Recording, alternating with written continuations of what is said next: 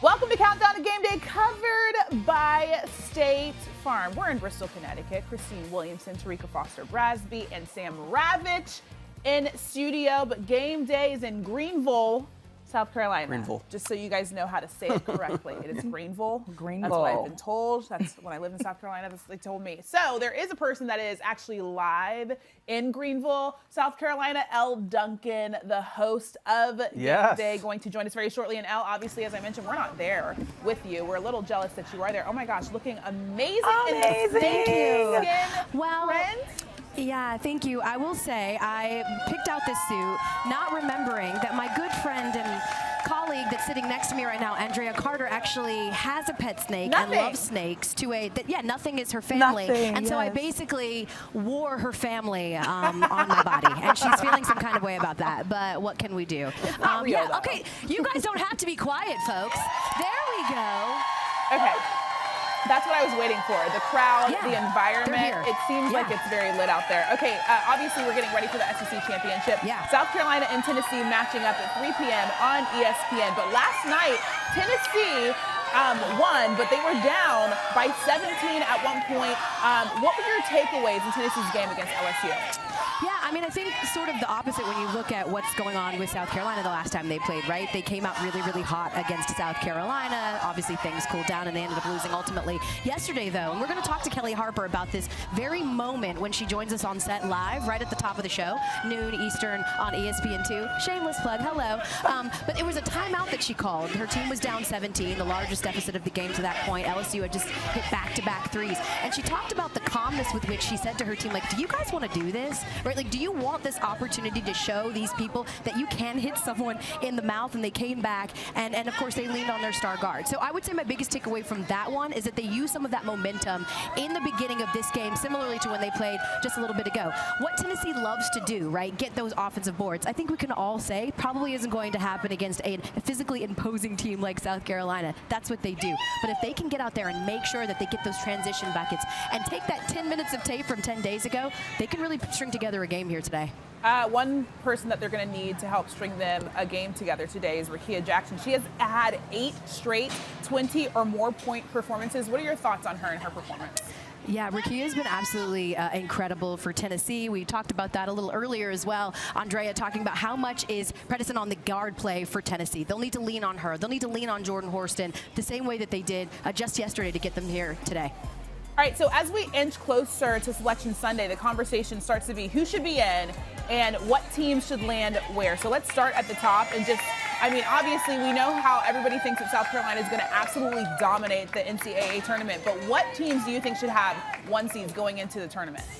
Yeah, I mean, you take a look here. Utah, because they ended up losing to Wazoo, Charlie Cream, our resident bracketologist, has them out of the 1 spot and sliding to a 2. They've been replaced by Maryland. Listen, I've been asking the ladies here on the set, and we'll actually talk about this on the show. You look at a team like Stanford, who is sort of stumbling into the tournament. Is that a real concern for you? Even Indiana, another number 1 seed that ends up stumbling just yesterday, and they're not going to be in the Big Ten title game.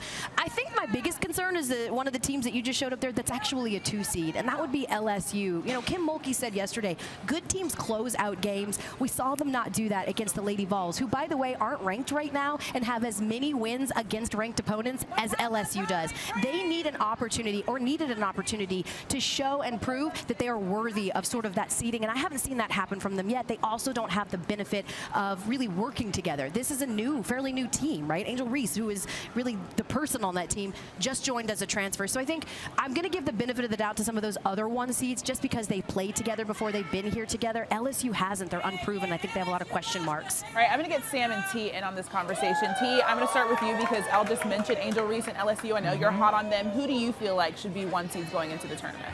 Well, definitely not LSU, but I actually think that I'm kind of feeling the Iowa train here. And honestly, I think like they have proven themselves over the last couple of games that they really need to be moving up into this spot.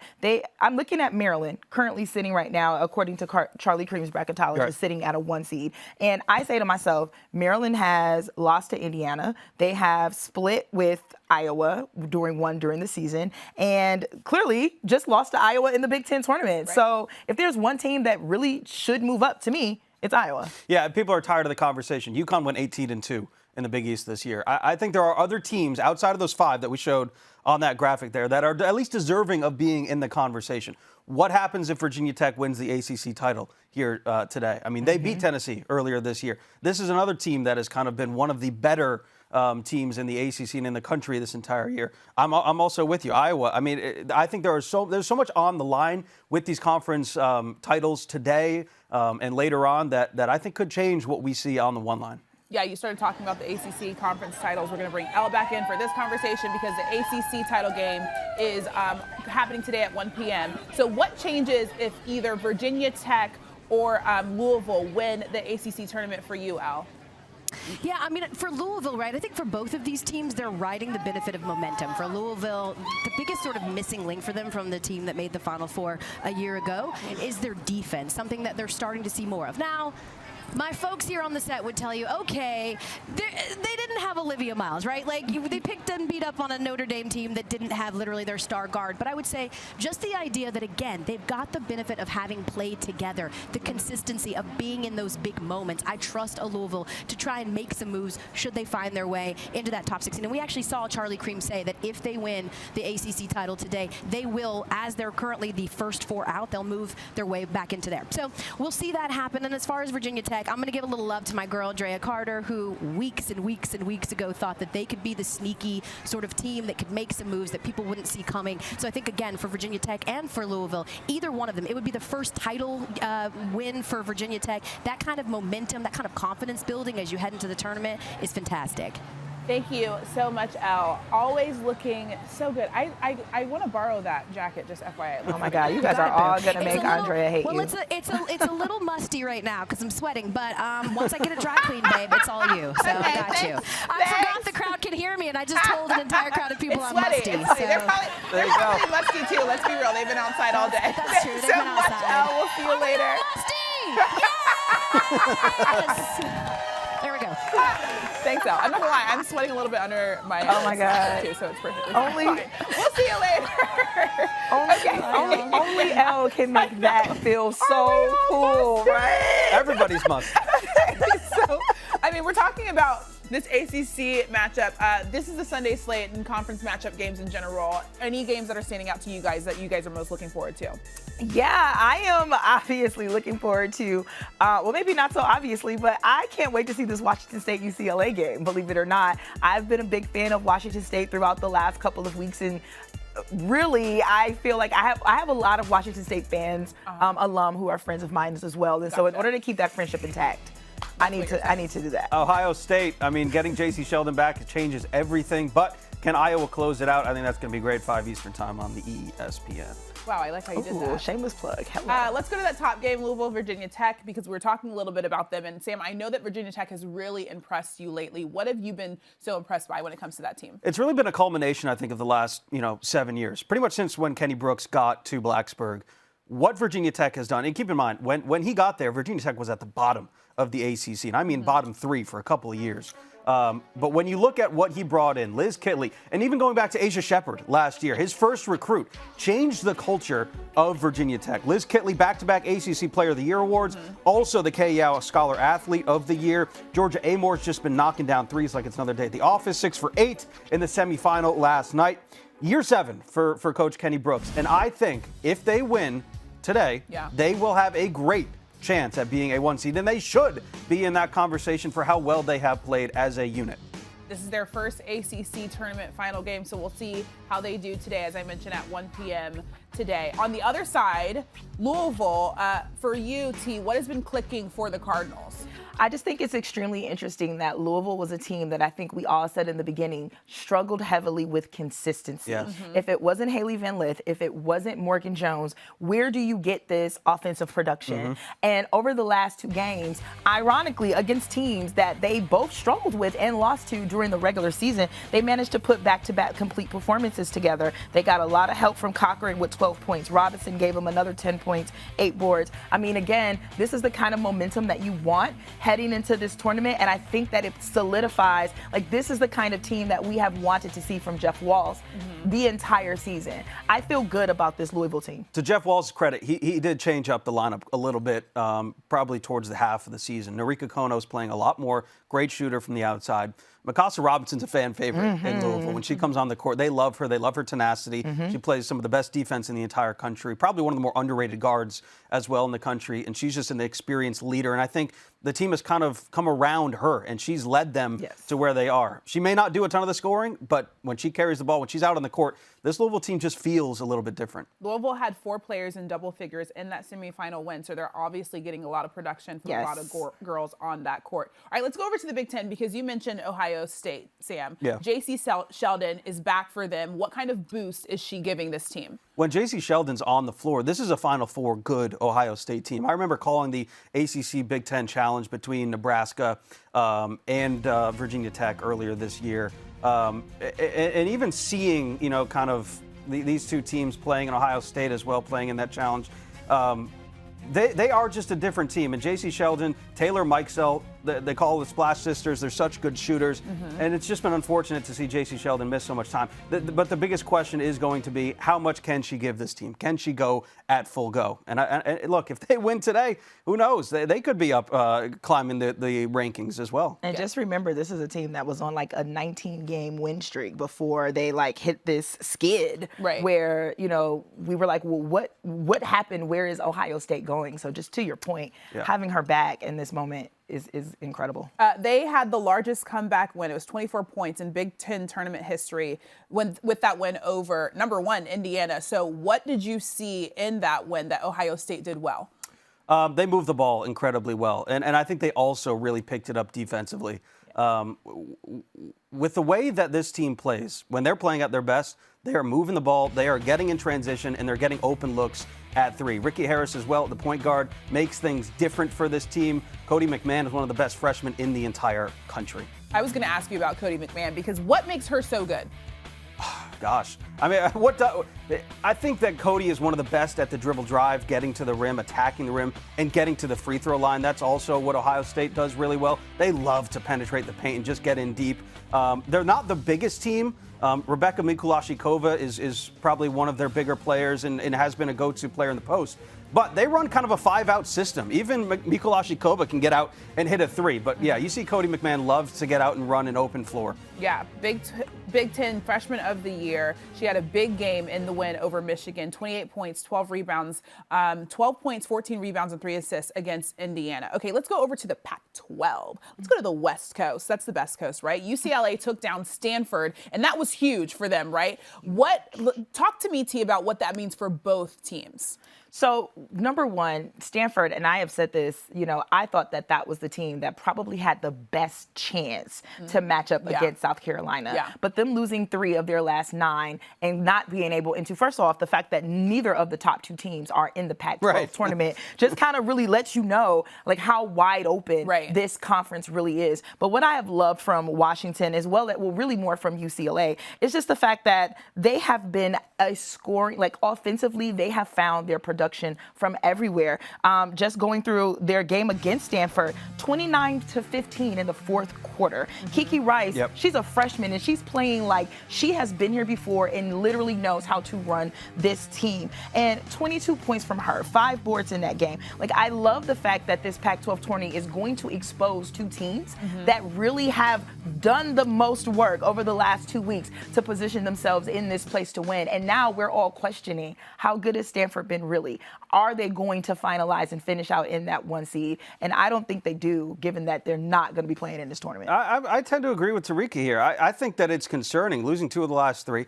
And it's not like Stanford's like doing a ton wrong. Like, they're not turning the ball over. They're not making a ton of mistakes.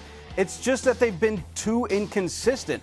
And when you have a target on your back as big as Stanford does, every time you go out on the floor, you're going to get your opponent's best game. And I just think that Stanford is maybe realizing it later in the season than earlier, because it's not like they look like a completely different team now than they did earlier this year. It's just they just are inconsistent, and they're not making some of the shots that they normally make. So I don't think, like, the level of concern is high because they are losing, but it's also not that high because they're not like making a ton of mistakes. They're not turning the ball over. So yeah, are both of you guys out on Stanford as a 1 seed? I am out on Stanford as a 1 seed, given the fact that how the brackets line up, they're in the same region as Iowa. And I do think that Iowa deserves to be a 1 seed over Stanford at this point, especially if they win the Big Ten tournament. I also think that there are other teams out there who have worked their way into the conversation of a 1 seed. Not that Stanford hasn't, but there are opportunities out there today that Stanford's not going to have that other teams do have. So then where are you when it comes to the postseason, the NCAA tournament? How deep do you think that Stanford will be able to get in the NCAA tournament? Depending obviously on where they are, but like when you look at how inconsistent they've been, how far do you think they'll actually go into the postseason? I don't think I'm ready to say just yet that they're not a Final Four team. I agree, yeah. I think they're still capable of a Final Four run. Okay. Yeah. Okay. All right, let's quickly go through some quick hitters. Washington State upset 3rd-ranked Utah and 20th-ranked Colorado on their way to the championship game. They went in the tournament as a 7 seed. Terrika, do you like the Cougs? Absolutely love this. I mean, again, Washington State is really the one team that I don't think anyone anywhere saw crash in the party, and they showed up with all of everything, the snacks. They showed up with the music. Like, they are here, and I love this for them. And I don't quite think that they will beat UCLA, but just the fact that they're there, I think that it'll be close. This is the best part about Conference Champ Week is that every team has an opportunity to do just what Washington State is doing, and they're just loving it.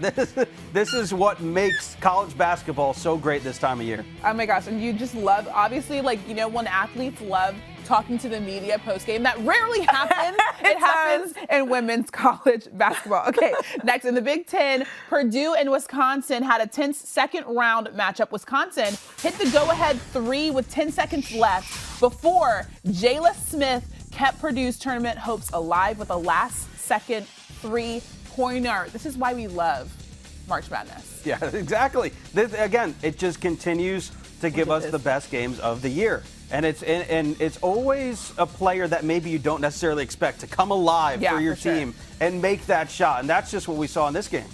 When I say Jayla Smith has ice in her veins, just the fact that she was able to shake the defender who wasn't really playing that close on her anyway in that particular moment and was like, I got this. I love, like, this is exactly why I love college women's basketball. She let that thing fly as soon as she got it, and she was so confident in that shot, so we love to see it. Okay, this is from last night. Creighton's Morgan Maly hit the putback buzzer, or at the buzzer, to send Creighton into the semifinals of the Big East tournament. They have a date with Villanova today. What did this do for you? Let's see. There are big moments and then there are big girl moments. And that right there was a big girl moment. I mean, really, we thrive on buzzer beaters. And that's what she gave us what we wanted. She sure did. The problem here, and I'm not trying to damper on the parade here for Creighton. Oh, gosh. You go to Villanova, right? You got to play them. You do. UConn is maybe waiting if they can beat Marquette. So this is a great moment, but the Big East is not so forgiving. Sam's like, that was fun, but they're about to take an L. So not to rain on the parade. Don't steal their moments. Sorry, Creighton. Once again, RIP to Sam's mentions. It happened last week, so it might as well happen again this week. Okay, this is one of my favorite things. Flau'Jae Johnson, by the way, I love when athletes are rappers also. She dropped some bars after LSU's quarterfinal win over Georgia. Listen to this. We just said we the big three, you feel me? So, like, just finding that balance and what we all great at, we can only win. We're going to get some bars before you get out of here? Ooh, I got, ooh. Come on, what you need? You need a beat, or what do you need? What do you need? Oh, the beat's on right behind you. We're putting her on the spot here.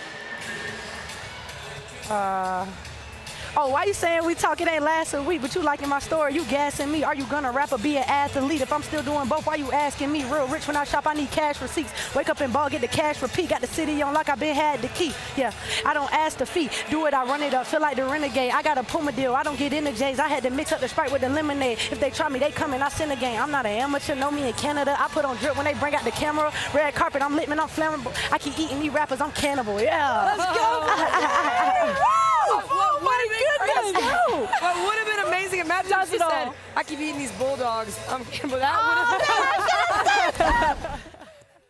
It's so good. Yo. It's so Oh my God. Hold on, I got you. Turn my mic up. Turn my mic up. Wait, okay, so not to take away from Flau'Jae, but I used to really want to be a rapper when I was in college. I should have done it. What happened? You should have done Look at how it. much she's thriving. I still try to be a rapper since I've been here. But I also saw Flau'Jae did a really good feature with Together and my friend Rickea Jackson, and that they talked about her rap career and her being a rapper and also a basketball player. It was really, really good. You guys should watch that. Yes. But, she has bars. Yes. Amazing. Like I was giving you time to think of some bars. No, it's okay. You know what? I can't get my skills out here for free.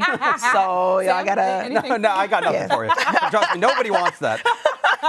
Okay, it's now time for Wood and Watch presented by Wendy's. The Los Angeles Athletic Club released its 2022-23 Women's National Ballot for the John R. Wooden Award presented by Wendy's yesterday. It consists of 15 student athletes who are candidates for the Wooden Award All-American Team and Wooden Award Trophy given to the most outstanding player. So we're going to focus on two of these players who many think are battling it out for that trophy. That's Caitlin Clark and Aliyah Boston. We've been talking about these two players all season. I'm going to let you guys first make a case, which I feel like will not be hard at all, for Caitlin Clark. T?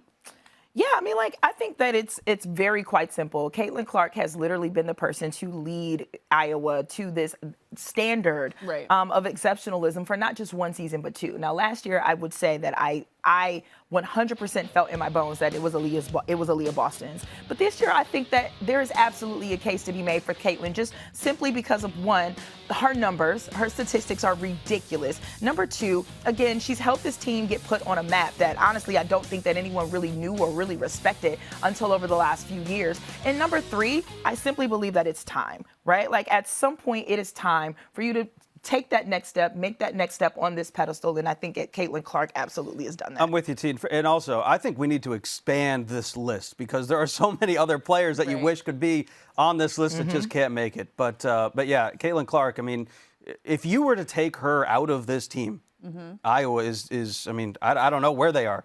And it's no knock on Aliyah Boston, but South Carolina has really improved their bench play. I mean, you got Camila Cardoso coming off the bench. Love Camila. That's a big game changer. Caitlin Clark just doesn't leave the floor. She's always out there.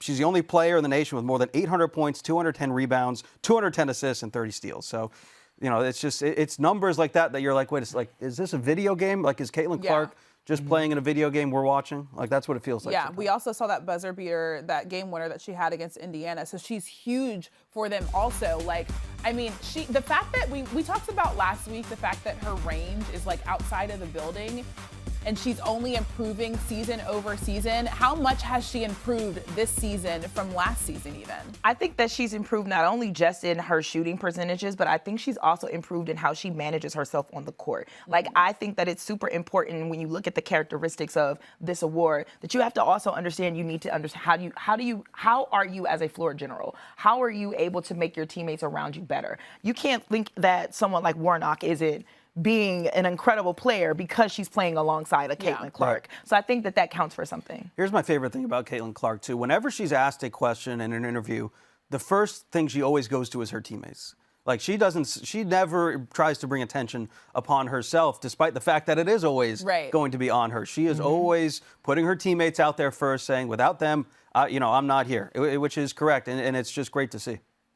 She doesn't have to because we'll talk about her. Steph Curry will talk about her. You know, plenty of people will gas her up. She doesn't even need to do that. I love that she gasses her teammates up. Okay, let's talk about Aliyah Boston because often when we think about the best players in a league, we think about the best player on the best team, and she's certainly that. So make a case for Aliyah Boston on that South Carolina team. Do you even need to? Like, that's how good she is. She's so good that do you even need to make a case for her? I think that the struggle that I am having this year with this award is that I liken her a little bit to LeBron James just this year, where LeBron James is literally the best player in the league every single year and could win MVP every single year. But I think at some point you kind of look around and say, okay, so who else could be in this category? For me, that's Aliyah Boston this year. She could be the Wooden Award winner every single year. She is continually triple teamed. She's continually, like, she's the person that, honestly, I've never seen a person have 3 to 4 players that they have to constantly defend. Half of your roster is on her, and yet she still produces off the glass. She still manages to get inside and get the contact. She still manages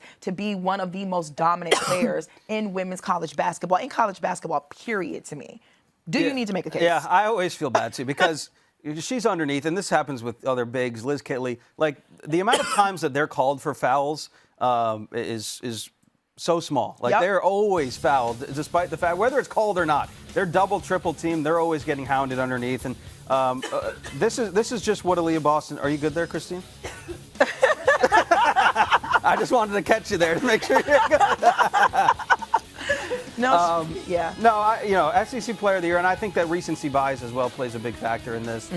Just because she's playing so well, she should not be brought down a peg because she is playing that well. That's what I was going to say. Is it fair that we're LeBron Jamesing Aliyah Boston? No, I don't. So let's clarify, right? I am not at all saying she should not still win this award or be deserving of this award. What I'm saying is that sometimes when players are so good that we tend to look and say, oh, well, she's always going to be good, so who else do we have? I am not saying it's fair to do it. I'm saying that absolutely is happening this year with Aliyah Boston. I've even seen comparisons between Aliyah Boston and Angel Reese, and I'm like, there is no comparison to me. Although the numbers may be skewed to say, hey, this person has more points per game or more minutes per game or whatever. The fact of the matter is Aliyah Boston absolutely is the better player, in my opinion, and deserved not only the SEC Player of the Year award, but absolutely also deserves to be in this conversation for the Wooden Watch. All right, we'll see what happens. That was your Wooden Watch presented by Wendy's.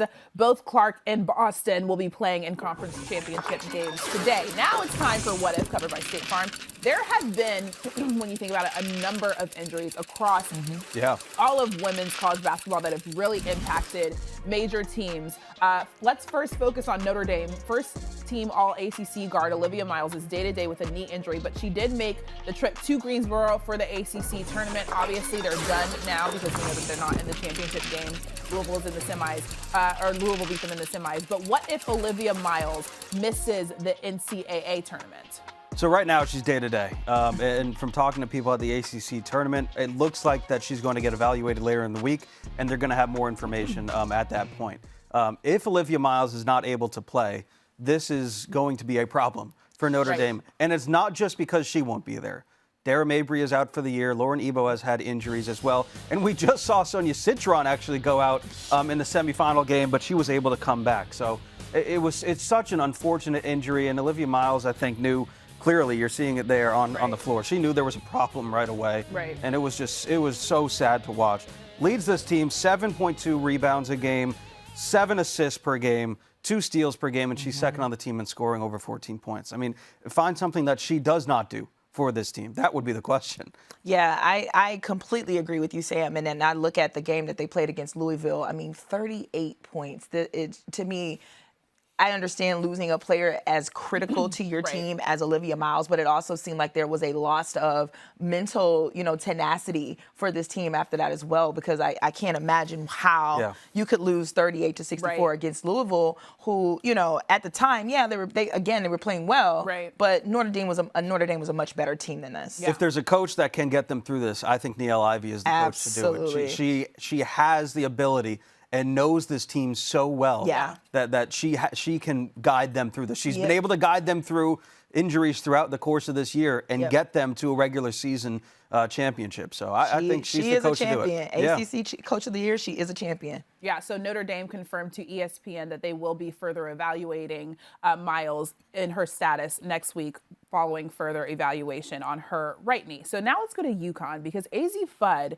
has missed 14 games this season, but she came back, returned to the court during the Huskies' quarterfinal win over Georgetown. She had 10 points in 17 minutes. So the question here is, what if Fudd gets back into form as they head into the postseason? I think that this team had already proven itself as a team that knew how to handle their best players being missing and still stayed in the top 5. With Azzi Fudd back, this team is an elite 8 team to me. I'll take it a step further. With Azzi Fudd on this team, the UConn Huskies will make their 15th consecutive Final Four. Ooh, go if she's Sam. fully healthy, I will say that. I'll go on the record, so.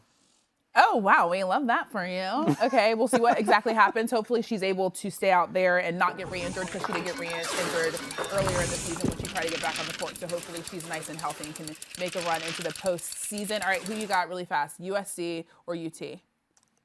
SC. I know. Sorry. I'll take Tennessee. Be a rebel. Yes, we don't want to be wrong. Let's go Vols. Let's go, Sam. He loves for his mentions to absolutely be destroyed. Bring it on. I'm going to go with I don't look at him anyways. Very obviously. Thanks for watching Countdown to Game Day, covered by State Farm. We'll see you in the postseason. We got so much goodness for you, so we'll see you there. Enjoy all the basketball games today.